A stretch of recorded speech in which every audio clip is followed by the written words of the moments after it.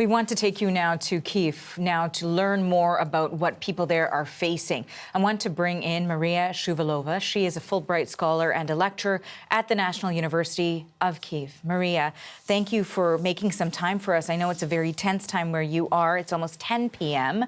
What is it like for you right now, for you actually and your family? Thank you so much. Thank you for talking and supporting Ukraine.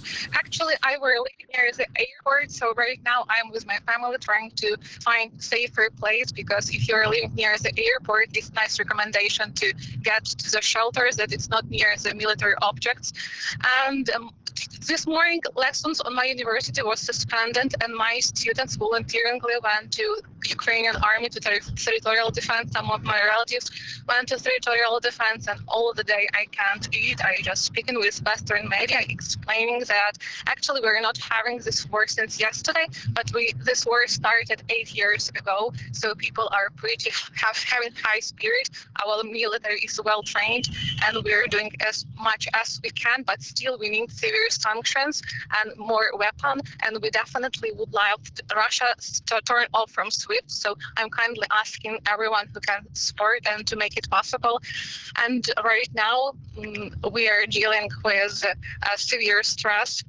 But we are trying to be on touch. We are believing on our army, and life looks like sitting on your own stuff and speaking with Western media, or giving an interview on rented on borrowed car. So everything changes each 10 minutes.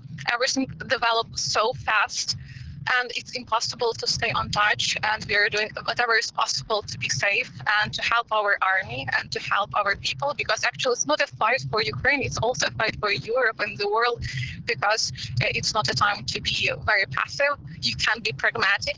You can understand that Ukraine is important economically and in this context for whole Europe, and we would love to have this fight. We would like to win, and we would like more support for around the world. And I'm grateful that I can speak about that freely today in your studio. Thank you so much. And Mariia, I want to ask you, you mentioned that you're in a car right now, and you were looking for somewhere safe to go with you and your family. Are you driving right now? Right now, my father is driving. My husband is watching news, so it's a team job. Also, I'm always on touch with my students, promoting help and giving emotional support for them. So we are divided our obligations. We're doing whatever we can. You know, a lot of people that we're hearing from who are on the ground there, reporters saying that in Kyiv, for example, there wasn't really an expectation that this would happen overnight, that things appeared normal. People were going out for dinner yesterday. They did not think that something like this would happen so fast. Tell me how you are feeling about it all, and what your last night was and what you woke up to this morning. Exactly, you're absolutely right. I were translating hilarious comedy from English to Ukrainian for a media company, and I finished it quite late. Then I read news that we may have an attack, so I started charging my stuff. Then, as I believe in our army, I slept for 2 hours. Then my husband woke me up and said, "You have to pack." And I just wake up and pack, and he was surprised, like, "Why are you packing? Are you knowing everything?" Just I suspected that. Then my lessons was suspended at university, and we're really shocked, because we feel like we're living life of our ancestors, like Second World War, because a lot of Ukrainians were dealing with that during Second World War, and it's like historical circle. It has already been. We have already been there, and we are here again. So, and it's true. It's extremely fast.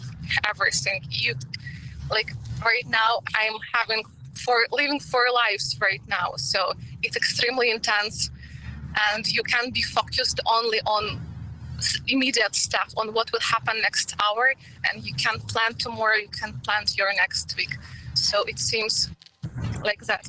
And to that very point of, you know, you're just planning your next immediate step. Where will you go? As we know that there have been attack spots all over the country, from the north, from the east, from the south.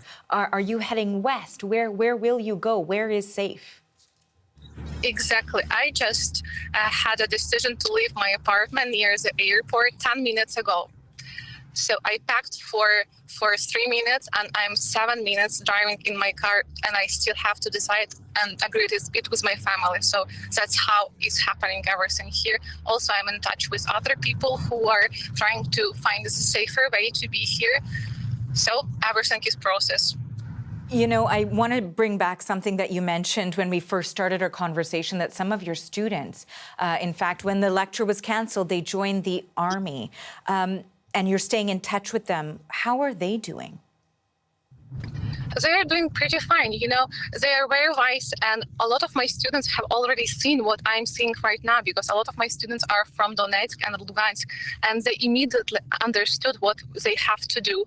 And another of my students that joined Ukrainian army, their parents were in Ukrainian army. So my student Bogdan told me that he is a son of Ukrainian soldier, and he have to protect. So it's actually worse.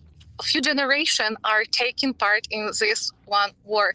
So they are really motivated. The spirit is strong. We are proud of our army, and we are trying to live our life here, to do our best here every second. And I have another student who is from Belarus, and he was a refugee. He came to Ukraine to study, to have better future, and he had to grab a document from Belarus.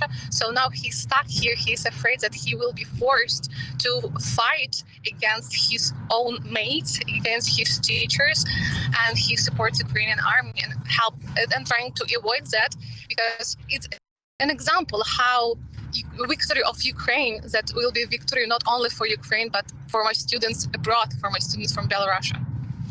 You know, I do want to ask you, I'm sure you've heard, you said your husband is monitoring the news while you guys are trying to drive somewhere to find a safe place to go. You may have heard that Canada, the United States, the UK have announced a variety of stiff sanctions against Russia at this stage because of the action that they've taken in Ukraine. Do you think that that is enough? What would you like to see NATO allies do to help the situation where you are? We feel that weapons that we are getting really help to make our life safer and make more democracy here. But actually, we're begging to keep giving us weapons, and we are begging to turn off Russia from SWIFT, to stop diplomatic relationship. And we have to push harder and harder, because their troops are going to the Kyiv, and they are not stopping. We can't stop pushing on them right now, because they are not. Well, Mariia, thank you so much for taking some time to speak with us. We certainly hope that you find safety. Thank you. It's a pleasure. Thank you for your job. That is Mariia Shuvalova, and she's in Kyiv. Thank you.